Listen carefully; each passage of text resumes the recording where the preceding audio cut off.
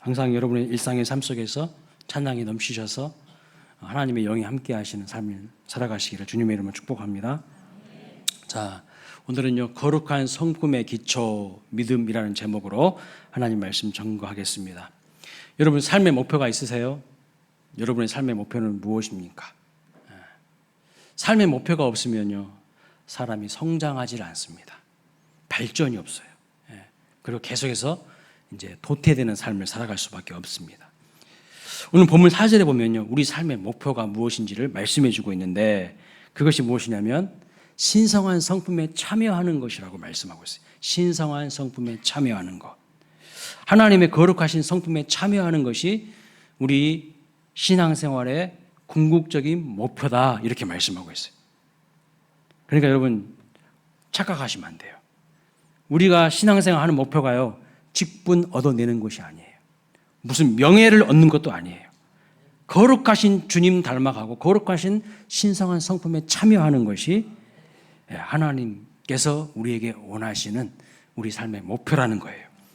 가끔씩 등산을 하다 보면요, 산에 올라가는데 올라가야 될 산이 아닌데 나중에 이제 한참 올라간 다음에 이 산이 아닌가비요.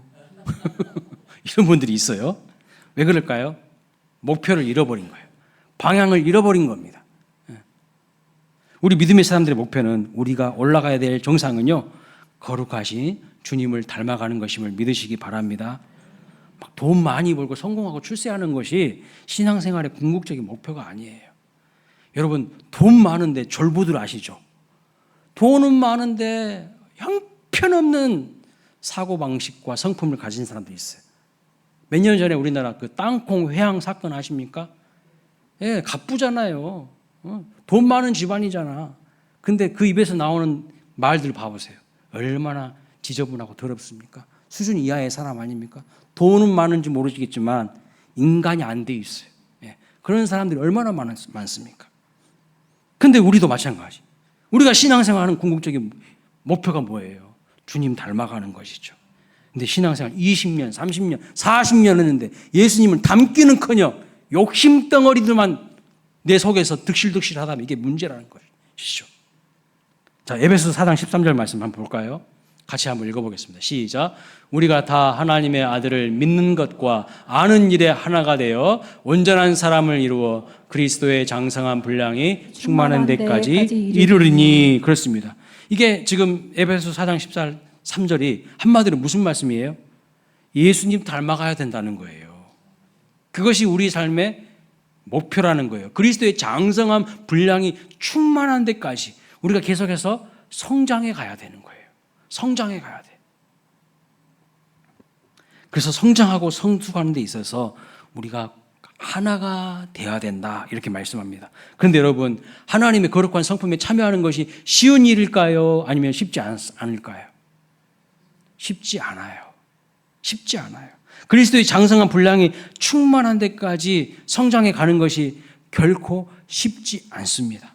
그래서 본문 5절 말씀 보면 뭐라고 말하냐면 더욱 힘써야 한다고 말씀하고 있어요. 오늘 5절에 더욱 힘써야 된다. 여러분, 구원은 어떻게 받죠? 하나님의 은혜로 받습니다. 나의 노력의 결과가 아닙니다. 내 수고의 결과가 아닙니다. 전적인 하나님의 은혜로 우리가 구원받는 거예요. 그러나 구원 이후에 성장은요, 우리가 힘써야 될 부분이 분명히 있다고 말씀하고 있어요. 가만히 있는데 저절로 성장하지는 않아요. 가만히 있는데 예수님 닮아갈 수가 없어요. 힘쓰고 애쓰고 노력하고 열망을 가지고 도전하고 헌신적인 노력과 열심이 있어야 주님 닮아갈 수 있다는 것을 분명히 말씀하고 있어요. 내가 원해야 되고요, 결단해야 되고요, 몸부림치는 과정이 있지 않고서는 주님 닮아갈 수가 없어요. 오히려 내 안에 죄성이 있어서 자꾸요, 내 안에서 육체의 소욕과 성령의 소욕이 싸워요. 근데 힘쓰고 애씀이 없다면 절대 주님 닮아갈 수 없습니다. 그래서 보면 이렇게 말합니다.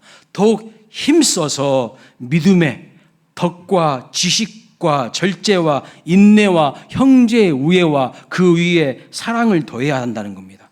믿음이 기초가 되어서, 믿음이 시작이 되어서 계속해서 이러한 덕목을 쌓아가고 교회에 가야 한다는 것입니다. 이것이 바로 우리가 가야 될 길이고 삶의 방향이라고 말씀하고 있어요. 베드로는요, 지금 성도들에게 그냥 믿음의 초보 수준에 머물러 있지 말라는 거예요. 언제까지 믿음의 초보 수준에 그냥 머물러 있을 것이냐고 권면하고 하는 겁니다. 그냥 일주일에 한 번 교회 간신히 오는 수준에 머물러 있으면 안 된다는 거예요. 날마다 삶의 현장에서 주님의 말씀을 묵상하고 주님과 동행하는 삶을 살아가야 된다는 거예요. 계속해서 성장하면서 주님의 거룩하심을 닮아가는 그런 노력하는 삶이 있으시기를 주님의 이름으로 축복합니다. 제가 최근 우리 교회 청년들에게 감동을 받았어요. 참 대견하고 대단하다고 느낀 것이 있어요. 그것이 뭐냐면 블레싱 장소를 정하는데, 우리 청년부 수련회를 블레싱이라 하거든요. 블레싱 장소를 정하는데 처음에는 정읍으로 정하지 않았습니다. 강원도 횡성에 있는 교회로 먼저 청년들이 답사를 다녀왔어요. 그런데 답사를 다녀온 청년들이 저한테 하는 말이 이렇게 말했어요. 목사님, 좀 더 어려운 교회를 돕고 싶습니다. 이렇게 이야기하는 거예요. 횡성에 있는 교회는 너무 편할 것 같아요. 그래서 결국 청년들이요, 직접 자기들이 가야 될 수련회 장소를 답사하고 본인들이 스스로 결정한 거예요. 쉽고 편한 곳으로 정하지 않고 정말 힘들고 어려운 교회를 돕고 싶은 마음으로 우리 교회 청년 임원들이 그렇게 결정했어요. 너무나도 제가 그 이야기 듣는데요, 대단하고 대견하고 멋지더라고요. 요즘 젊은 사람들이요, 그렇게 힘들고 어려운 일을 안 하고 싶거든요. 그냥 전 호텔 같은 숙소에서 편안하게 그냥 그렇게 수련회 하고 싶지, 요즘 분위기가 그래요. 어디 시골 교회 가가지고 그렇게 막 수련회 하고 싶지 않아요. 그런데 가가지고 뭐 한 줄 아세요? 마을 잔치도 하고, 마을 어르신들 봉사도 하고, 어르신들 어깨도 주물러 드리고, 예? 전도도 하고 그렇거든요. 참 우리 교회 청년들이 이런 결정을 했다는 것에 대해서 제가 참 하나님께 감사하고 대단하다, 대견하다, 이런 생각이 들었어요. 자, 이렇게 힘써서 주님이 기뻐하시는 일에 참여하고 하나님의 성품에 참여하는 자에게 어떤 일이 있을까요? 어떻게 된다고 말씀합니까? 8절 말씀 보세요. 열매가 있는 인생이 된다는 거예요. 열매가 있는 인생이. 여러분, 어떤 사람은요, 새벽 미명부터 밤늦게까지 뼈 빠지게 수고합니다. 열심히 살아가요. 그런데요, 돌아보면요, 손에 잡히는 것이 아무것도 없어. 허당 인생, 허공치는 인생들이요, 수두룩이야. 왜 그럴까요? 하나님이 원하시는 방향에서 하나님이 원하시는 삶의 열심을 가지고 살지 않아요. 엉뚱한 것에 열심을 내는 거예요. 수고하지 않은 사람이 누가 있습니까? 열심히 안 사는 사람이 누가 있습니까? 웬만한 사람이냐면요, 다 수고하고 다 열심히 살아요. 그래도 열매가 없어요. 왜요? 하나님이 원하시는 방향에서 열심을 안 내니까요. 그러니까 8절 말씀 보십시오. 너희로 우리 주 예수 그리스도를 알기에 게으르지 않고 열매 없는 자가 되지 않게 하려니와 그랬습니다. 힘써서 애써서 주의 일에 참여하고 하나님의 거룩한 성품에 참여하는 자에게, 제대로 된 삶의 목표와 방향성을 가지고 살아가는 자에게 하나님은요, 반드시 열매를 주시고 은혜와 축복을 주시는 것임을 믿으시기 바랍니다. 아멘. 그래서 로마서 12장 11절에 이렇게 말합니다. 로마서 12장 21절. 부지런하여 게으르지 말고 열심을 품고 주를 섬기라. 여러분, 열심을 품고 주를 섬기고 계십니까? 아니면 게으름 피우고 계십니까? 안일함에 빠져서, 편리함에 빠져서 그렇게 살고 있다면요, 정신 차려야 돼요. 무방비로 있다가요, 이번에도 보니까 막 기습폭우가 막 때려버리는 거예요. 그 특정한 장소에 막 때려버리니까 뭐 그냥 당하는 거예요. 그냥 열심을 품고 깨어 준비된 삶을 살아갈 때요, 어떠한 위기 속에서도 흔들리지 않을 수가 있어요. 반석 위에 세워진 집은요, 비바람 불고 창수가 일어날 때 흔들리지 않아요. 그런데 모래 위에 지은 집들, 대충 편리주의에 안일함에 빠져가지고 열심을 품고 주를 섬기지 않는 인생은요, 다 어리석은 인생이라고 마태복음 7장에 나와 있어요. 비바람 불고 창수가 날 때요, 다 쓰러지는 거야. 그냥. 열매가 있는 인생이 되려면 그 시작은요, 그 출발은 믿음입니다. 그럼 여러분, 믿음이 무엇일까요? 소위 믿음장이라고 하는 히브리서 11장을 통해서 오늘은 이 믿음이 무엇인지에 대해서 세 가지로 좀 살펴보려고 합니다. 자, 1절 말씀 한번 읽어보겠습니다. 시작. 믿음은 바라는 것들의 실상이요 보지 않는 것들의 증거니. 자, 믿음에 대한 성경적인 정의가 바로 이거예요. 근데 영어 성경 NIV로 보면요, 이렇게 말씀하고 있어요. 영어는 생략하고 그것을 해석한 것이 이제 한글로 해놨는데요. 믿음은 우리가 소망하는 것을 확신하는 것이고 우리가 보지 못하는 것을 확신하는 것이래요. 자, 그러면 이게 믿음인지 아닌지 한번 여러분 맞춰보세요. 우리 딸이 이번에 하버드 대학에 들어갈 줄로 믿습니다. 이거 믿음입니까? 아닙니까? 믿음이에요? 네. 나는 최고급 외제 승용차를 타게 될 줄로 믿습니다. 하면 믿음입니까? 믿음이에요? 네, 우리 광일교회 성도님들 수준이 있어가지고 잘 아멘을 안 해. 네, 다행이에요. 어떤 교회는요, 이렇게 이야기하면 막 아멘 해버려. 이거 믿음 아니야, 이거는. 잘 생각해보고 아멘도 해야 되는 거예요. 해야 될 때는 안 하고, 안 해야 될 때는 막 남발하고. 앞에서 설교한 사람이요, 믿습니까? 하는데 졸고 있다가, 아멘! 그러면 안 돼요, 여러분. 잘 생각해 봐야 돼요. 과연 이런 것이 성경적인 믿음일까요? 아니라는 거예요. 성경은요, 항상 어떻게 해석해야 되냐면 문맥 속에서, 전후 문맥 속에서 읽어야만 그 본래의 의미를 바르게 해석할 수가 있어요. 자, 그러면 지금 우리가 히브리서 11장을 보았는데요. 히브리서 11장은요, 히브리서 10장의 문맥 속에서 같이 봐야 되는 거예요. 이단 사이비들은요, 그 구절만 딱 떼어넣어서 보는 것이 이단 사이비들이에요. 자기 입맛대로 골라서 취사 선택해서 해석하는 사람들이 이단 사이비예요. 근데 정통 해석은요, 항상 문맥 속에서 보는 겁니다. 그러면 10장에 무슨 이야기가 있을까요? 초대교회 성도들의 삶에 대한 이야기가 나옵니다. 그 삶에 대한 문맥 속에서 믿음은 이런 것이다 라고 설명을 하는 거예요. 자, 보겠습니다. 32절 보겠습니다. 읽어볼까요? 시작. 전날에 너희가 빛을 받은 후에 고난의 큰 싸움을 견디어낸 것을 생각하라 그랬어요. 초대교회의 성도들은 빛을 받았대요. 어떤 빛일까요? 구원의 빛, 생명의 빛을 받았어요. 그런데 구원받은 이후에도 어떤 삶이 있어요? 고난이 있어요. 금요 기도 때도 말씀드렸지만 구원받은 사람에게도요, 영적 전쟁이 있어요. 고난과 싸워야 돼. 근데 그 고난의 싸움에서 견디어냈다는 거예요. 누가? 초대교회의 성도들이요. 이게 초대교회의 성도들의 삶이었습니다. 그 다음 33절도 보겠습니다.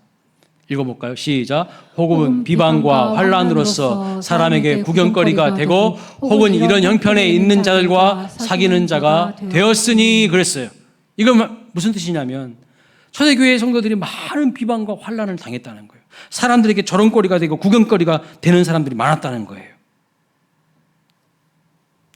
초대교회의 성도들에게 예수님을 믿는 것은요, 조롱거리 되는 거였고요, 죽음이었고요, 비방과 환난을 의미했어요. 그런 거 보면 오늘 우리는 너무 편하게 신앙생활 하고 있는 거 맞습니다. 이것이 바로 초대교회 성도들이 처한 상황이었어요. 그럼 여러분, 초대교회 성도들은 뭘 바랬을까요? 무엇을 소망했을까요?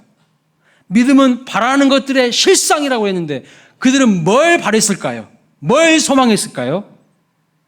이 시대에 우리들처럼 좋은 집에서 좋은 외제차를 몰고 다니면서 좋은 집과 좋은 땅을 바랬을까요?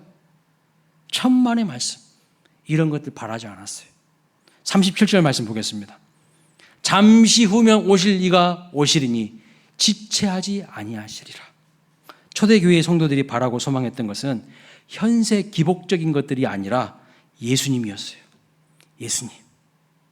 주님이 오신다는 그 하나님의 약속이 성취될 것을 간절히 바라고 소망했다는 겁니다.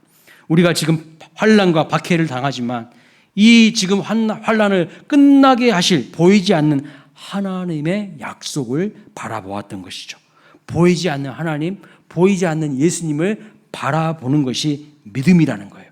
보이지는 않지만 확신하고 실상으로 사는 것이 바로 믿음이라는 것입니다. 여러분, 믿음이 무엇입니까? 믿음은요, 보이지 않는 하나님, 본 적이 없는 하나님을 마치 눈으로 보는 것처럼 확신하고 사는 것이 믿음이에요. 하나님은 우리 눈에 보이실까요? 보이지 않으실까요? 안 보여요. 맞아요. 우리의 육안으로는 절대 보일 수가 없어요. 하나님은 영이십니다. 그래서 믿음이 있는 사람과 믿음 없는 사람의 차이는 하나님 받느냐 하나님 안 받느냐의 차이가 아닙니다. 다 안 봤어요. 그러나 믿는 사람은요, 그 보이지 않는 하나님을 마치 보는 것처럼 확신하고 살아가는 거예요. 믿음은 바라는 것들의 실상이에요. 예를 들어보겠습니다. 요셉은 여러분 믿음의 사람이죠. 왜 믿음의 사람입니까? 그는 보이지 않는 하나님을요, 마치 보이는 것처럼 믿고 살았어요. 보디발의 아내가요, 매일처럼 날마다 성적으로 유혹했어요. 날마다 나와 동침하자고 유혹했어요. 성경에 분명히 그렇게 나와 있습니다. 너하고 나밖에 없으니까 나하고 동침하지 않을래? 날마다 요셉 앞에서요, 막 옷을 막 벗어버리는 거야. 응? 그럼 여러분 어떻겠어요? 여기 남자분들 제 눈을 좀 봐보세요. 어떻겠어요? 입맛 다시는 분들이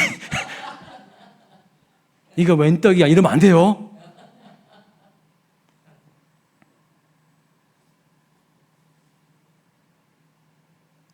오늘날 같으면 어땠을까요?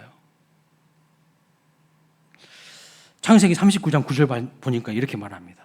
읽어볼까요? 39장 9절 방송실 39장 9절 시작. 그런즉 내가 어찌 이 큰 악을 향하여 하나님께 죄를 지으리까. 여러분, 내가 어찌 이 큰 악을 향하여 보디발 장군에게 죄를 지으리까가 아니에요. 보디발 장군에게 죄를 지으리까가 아니라 하나님께 죄를 지으리까, 이렇게 말씀하고 있어요. 그러니까 요셉은요, 하나님이 이 모든 것을 지금 지켜보고 계신다는 것을 의식하고 믿고 있어요. 이게 바로 믿음의 사람이라는 거예요. 하나님이 보고 계시는데 어찌 내가 죄를 지을 수 있냐는 거예요. 그런데 여러분, 그 당시에 요셉의 신분은 뭐죠? 종이에요. 노예예요. 종과 노예였다는 것은 인간이 아니었다는 거예요. 인간 취급 못 받는 존재예요. 개, 돼지와 똑같은 존재예요. 그 당시 종과 노예는요. 그냥 쓰다가 어디 아프면요, 갖다 버려도 돼요. 아니면 죽여도 되고. 그게 종이고 노예였어요. 세상에 사람들이 나를 규정할 때는요, 너는 종이야, 너는 노예야, 너는 인권이 없어, 너는 아무것도 아니야, 그렇게 규정할지라도 요셉은 스스로 어떻게 생각하는 거예요? 나는 그렇게 세상의 규정으로 나를 규정하지 않아. 나는 하나님의 사람이야. 나는 하나님 앞에서 살아가는 사람이야. 이렇게 생각하니까요, 거룩한 삶을 살게 되고, 결국에는 하나님이 요셉을 들어서 대제국을 다스리는 자로 쓰시는 것을 볼 수가 있어요. 오늘 우리는 어떻게 살아갑니까? 현실 속에서 타협하면서, 현실이, 세상이 나를 규정해 주는 것으로 나를 인정해 버려요. 하나님의 사람이라는 것을 모르고 살아가요. 요셉에게 있어서는요, 하나님이 실상이었어요. 육안으로는 보이지 않지만 항상 자기 마음속에서 의식되시는 분이 누구예요? 하나님이에요. 하나님. 여호수아와 갈렙도 마찬가지입니다. 12명의 정탐꾼 이야기 아시죠? 10명의 정탐꾼들이요, 부정적인 보고를 합니다. 자기들 눈에 보이는 대로 현실을 이야기하는 거예요. 어떻게 보면 그게 객관적인 이야기일 수가 있습니다. 그래서 그곳 사람들은요, 안악 자손들이라고 하면서 그에 비하면 우리는 메뚜기 같다고, 우리는 다 죽었다고 그렇게 보고를 합니다. 그런데 여호수아와 갈렙은 무슨 이야기를 합니까? 현실을 넘어서 계신 하나님 이야기를 하는 거예요. 이들에게는요, 하나님이 실제이고 실상이기 때문에 하나님을 이야기합니다. 자, 민수기 14장 9절 말씀 읽어보겠습니다. 시작. 여호와를 거역하지 말라. 또 그딴 백성을 두려워하지 말라. 그들은 우리의 먹이라. 그들의 보호자는 그들에게서 떠났고 여호와는 우리와 함께 하시느니라. 그들을 두려워하지 말라. 여호와 하나님이 우리와 함께 하시는 것을 확신했어요. 그러니까 두려워하지 말라는 거예요.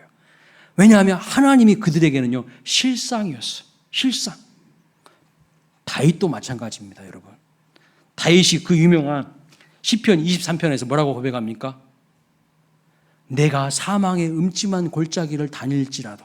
이것이 다윗이 직면한 현실이에요. 그런데 다윗은 그 현실만 보는 것이 아니라, 그 현실에만 코를 박고 있는 것이 아니라 또 다른 실상을 봐요. 그게 뭐죠?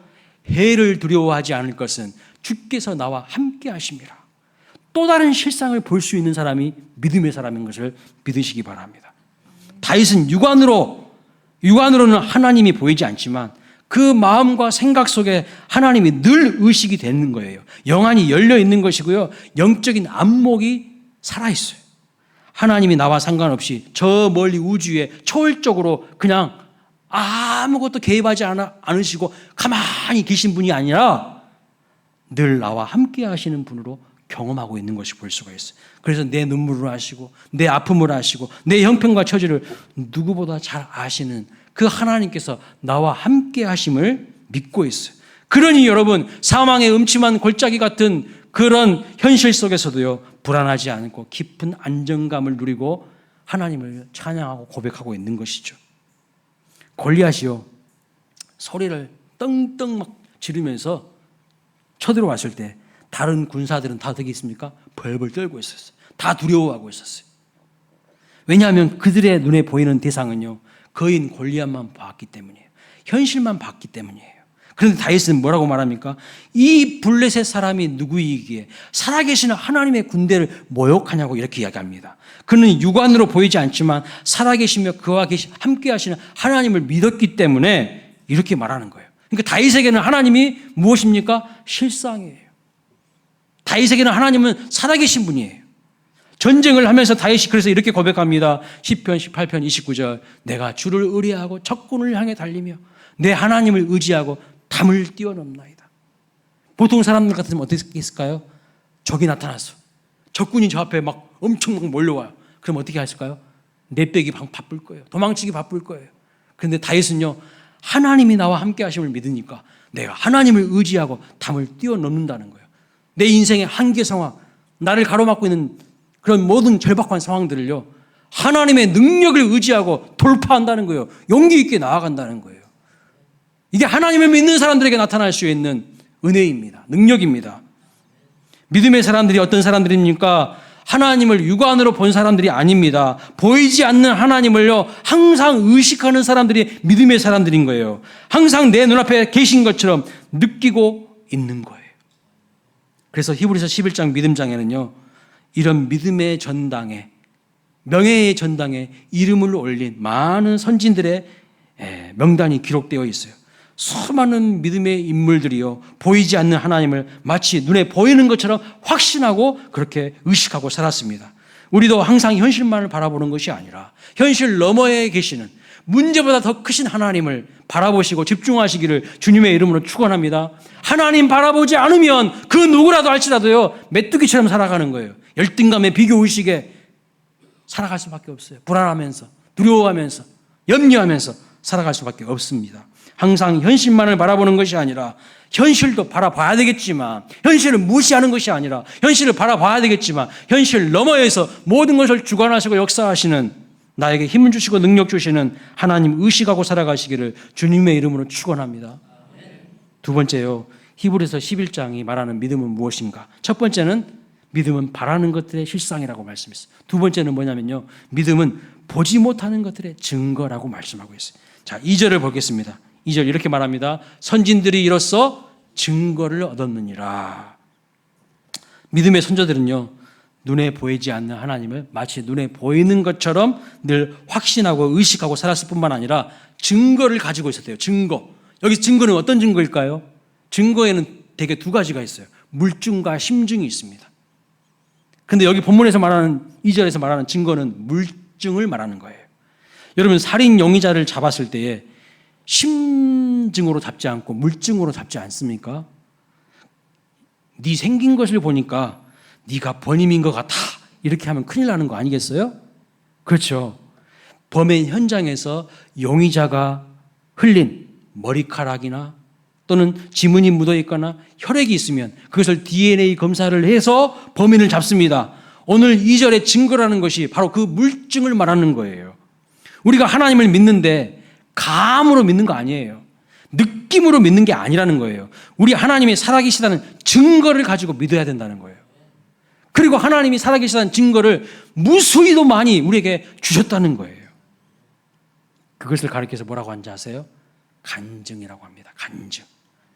여러분은 간증거리가 많이 있으세요? 간증하라고 하면 잘할 수 있으시겠어요? 하나님은 우리에게 아무 증거도 주지 않으시고 덮어놓고 믿으라시는 분이 아니에요. 신앙은요, 덮어놓고 믿는 게 아니에요. 반드시 하나님은요, 우리 한 사람 한 사람의 인생에 그분의 살아계심을 증거하고 한 사람 한 사람의 삶에 간증거리를요 주시는 겁니다. 분명히 주셨어요. 다윗의 예를 들어보겠습니다. 다윗이 골리앗과 싸우러 가기 전에 사울 왕이요 다윗을 말립니다. 야, 내가 보기에는 너는 소년이요, 저 다윗은 거인이고 저 군사 훈련된 군인이고 뭐 게임이 되겠어? 그래서 말렸어요. 하지 말라고. 네가 어떻게 골리앗과 싸워 이기겠느냐 이렇게 이야기한 거예요. 이건 현실이에요. 이건 객관적인 상황인 거죠. 그때 다윗이 뭐라고 이야기합니까? 자기 간증을 이야기하고요, 하나님이 나와 함께 하시다는 확실한 증거를 이야기해요. 그래서 사울이 그러면 나가봐 그렇게 허락하는 것을 볼 수가 있어요. 어떻게 이야기했습니까? 자기 삶 속에서 역사하시고 함께 하신 살아계신 하나님에 대한 증거, 간증을 가지고 이야기하는데요, 내가 옛날에 양을 치는데, 들에서 광야에서 양을 치는데 사자와 곰이 와가지고 양을 잡아간다는 거예요. 그러면 나는 죽음을 불사하고 쫓아가서요, 사자의 발톱과 곰의 발톱에 있는 그 양을 건져내었다는 거예요.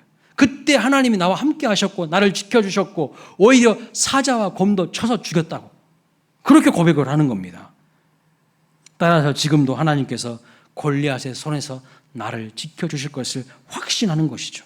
다윗은 하나님이 나와 함께 하신다는 경험을 가지고 확신 있게 이야기한 거예요. 확실한 증거가 있는 것입니다. 여러분, 믿음의 사람들은 확실한 증거가 있는 사람들이에요. 크고 작은 확실한 증거가 있는 사람들이에요. 여러분들도 증거가 있으시죠? 찬송가에 이 눈에 아무 증거 아니 배워도, 오늘 우리가 부른 찬송가인데요, 이 찬송가 2절에 보면 가사에 이런 내용이 있습니다. 이 눈에 보기에는 어떠하든지 이미 얻은 증거대로 늘 믿으며.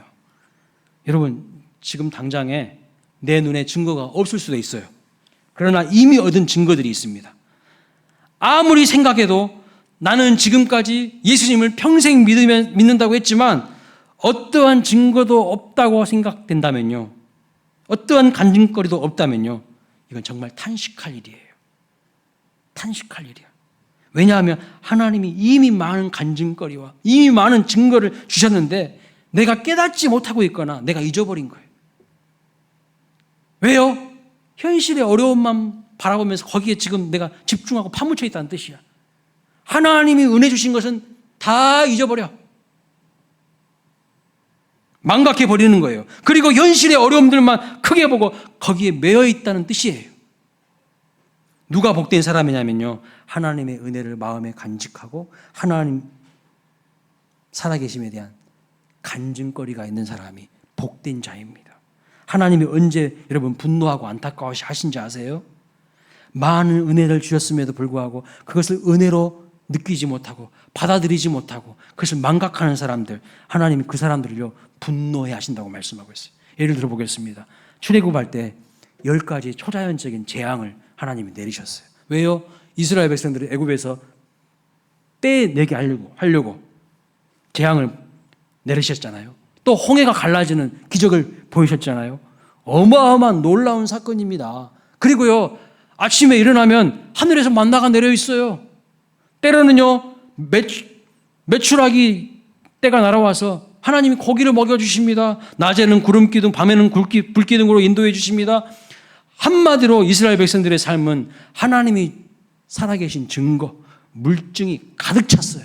어마어마하게 넘쳤어요. 그런데 이스라엘 백성들이 맨날 뭐합니까? 그들의 주특기가 뭐예요? 원망하고 불평하는 거예요. 감사하는 것은 찾아볼 수가 없어. 맨날 하나님 의심합니다. 맨날 하나님 의심하면서 자기 자신만 손해보는 인생을 살아가는 거예요. 이게 얼마나 어리석은 모습입니까? 예를 들어보면 이런 거예요. 한번 여러분 상상을 해보세요. 아침에 딱 일어났어요. 근데 하늘에서 만나가 엄청 내렸어. 근데 배부르게 만나를 먹고 난 다음에 이쑤시개로 이 사이에 낀 만나를 파면서 뭐라고 하냐면, 근데 하나님 살아 계시나? 이러는 거야. 근데 하나님 살아 계시나? 구름 기둥 밑에서 시원한 그늘에 거하면서 뭐라고 말한 줄 아세요? 근데 하나님 살아 계시나 모르겠어. 불기둥 밑에서 하나님이 따뜻함을 누리게 해주셨는데 하나님은 진짜 우리를 도우시나 모르겠어. 그렇게 이야기하고 있다는 거예요. 기가 막힐 노릇이죠.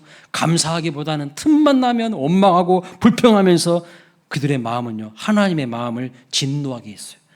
그리고 틈만 나면 지도자인 모세에게 되돌고 저항했어요. 여러분, 이스라엘의 10명의 정탐꾼이 가나안 땅을 정탐하고 와서 부정적인 보고를 하지 않습니까? 가나안 땅에 들어갈 수 없다고 악평을 합니다. 그래서 이스라엘 백성들이 전부 어떻게 되는 줄 아세요? 이렇게 말씀하고 있어요.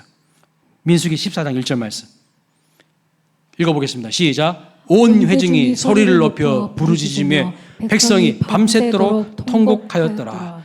이 10명의 믿음 없는 사람들을 정탐꾼들의 보고를 듣고 와가지고 온 이스라엘 백성들이요 밤새도록 통곡해요. 우리 다 죽었다고. 이제 우리 뭐 하려고 애굽에서 여기까지 인도했냐고. 이제 우리 끝장났다고. 다 절망해. 절망. 이들의 믿음 없는 부정적인 보고로 인하여서요 모든 백성들을 절망으로 그냥 몰아가 버리는 것을 볼 수 있어요. 절망감을 확산시켰어요. 그래서 결국 하나님이 어떻게 말씀하신 줄 아세요? 이렇게 말씀하십니다. 14장 11절 읽어볼까요? 시작. 여호와께서 모세에게 이르시되 이 백성이 어느 때까지 나를 멸시하겠느냐? 내가 그들 중에 많은 이적을 행하였으나 어느 때까지 나를 믿지 않겠느냐? 어느 때까지 나를 멸시하겠느냐? 어느 때까지 나를 믿지 않겠느냐? 많은 하나님께서 기적을 베풀어 주셨고 물증을 보여주셨고 하나님이 함께 하신다는 확실한 증거를 보여주셨음에도 불구하고 틈만 나면 원망 불평 현실만을 바라보면서 하나님께 주목하지 않았어요. 그래서 하나님의 마음이 분노하시는 거예요. 하나님 분노하시는 거예요. 결국 여러분 하나님을 향한 끊임없는 의심과 불신을 가지고 있었어요. 이렇게 많은 기적을 경험했어도 그 결과가 어떻게 되는지 보십시오. 민수기 14장 36절 38절 읽어보겠습니다. 시작. 모세의 보냄을 받고 땅을 정탐하고 돌아와서 그 땅을 악평하여 온 회중이 모세를 원망하게 한 사람 곧 그 땅에 대하여 악평한 자들은 여호와 앞에서 재앙으로 죽었고 그 땅을 정탐하러 갔던 사람들 중에는 오직 눈의 아들 여호수아와 여분의 아들 갈렙은 생존하니라. 악평하고 불평하면서 원망하면서 믿음 없는 보고를 했던 10명의 정탐꾼들은요 다 재앙으로 죽었어요. 정신 반짝 차려야 될 이야기예요. 다 재앙으로 죽었다고. 믿음 없음의 결과는 죽음이고 사망이에요. 그리고 늘상 원망하고 불평했던 자들은요 빠르면 11일이면 가나안 땅 갈 수 있어요. 아무리 늦어도 40일이면 갈 수 있는 거리예요. 그런데 40년 동안 하나님이 뺑뺑이 훈련시키시는 것을 볼 수 있어요. 무슨 말이냐? 믿음으로 반응하면요 길이 빨리빨리 열릴 수 있는데 불신과 의심으로 반응하면요 빨리 갈 수 있는 길도 계속해서 세월을 허비하게 만드시는 거예요. 방황하게 되는 거예요. 믿음 없음의 결과가 방황이에요. 여러분 10명의 정탐꾼들은요 각 지파의 대표였습니다. 그리고 이 각 지파의 대표는 각 지파의 장남들이었어요. 이 각 지파의 장남들은요 이미 받은 증거가 넘친 사람들이에요. 이미 하나님 앞에 특별한 은혜를 받은 사람들이었어요. 어떤 은혜를 입었습니까? 유월절 밤에 어린 양의 피가 문인방과 문인설주에 발라져 있으면 그 집의 장자는요 심판을 받지 않았어요. 그런데 문인방과 문설주에 어린 양의 피가 발라져 있지 않으면 모든 장자는 애굽의 모든 장자는 다 죽임을 당했어요. 그래서 유월절 밤에 장자들은요 밤새 잠을 자지도 못하고 문인방과 문인설주에 제대로 어린 양의 피가 발라져 있는지 확인하고 또 확인했을 거예요. 결국 그 어린 양의 피로 인하여서 누가 살았습니까? 장자들이 구원받고 살았어요.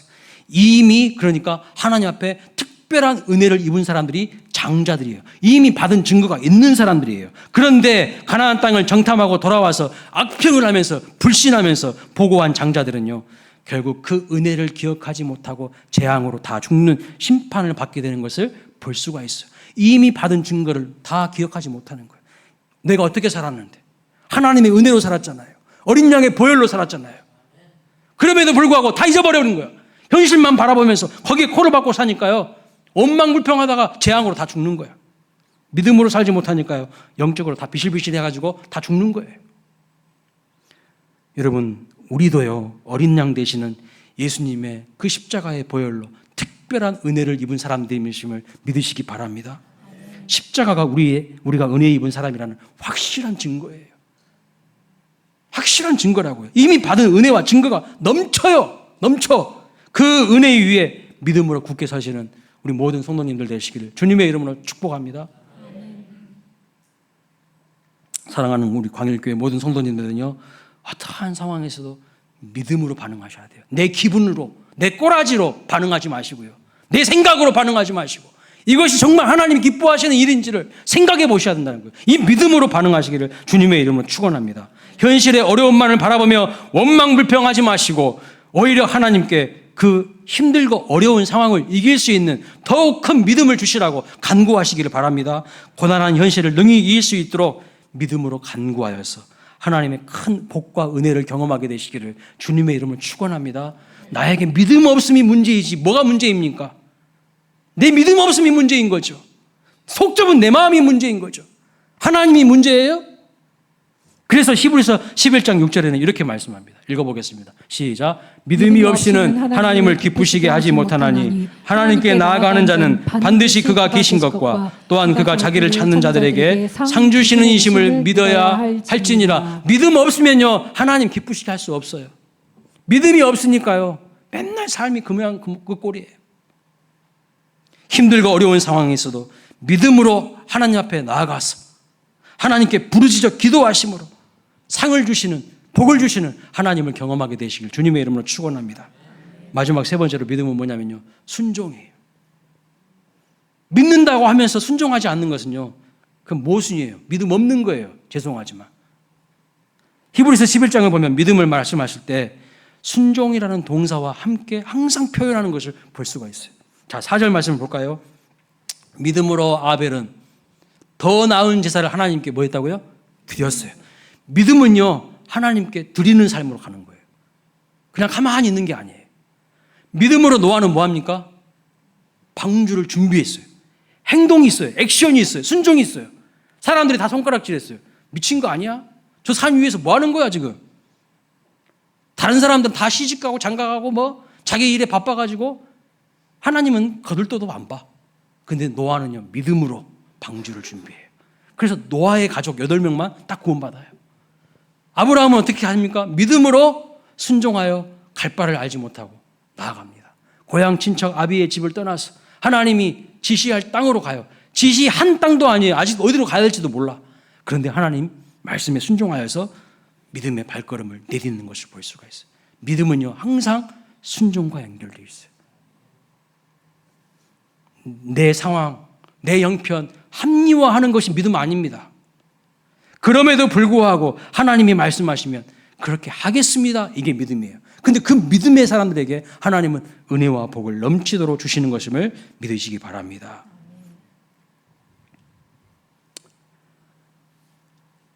여러분, 믿음은 순종하는 거예요. 그래서 행함이 없는 믿음은 죽은 믿음입니다. 이스라엘 백성들이 바벨론 포로기 이후에 페르시아의 통치를 받던 시기에 엄청난 위기가 있었습니다.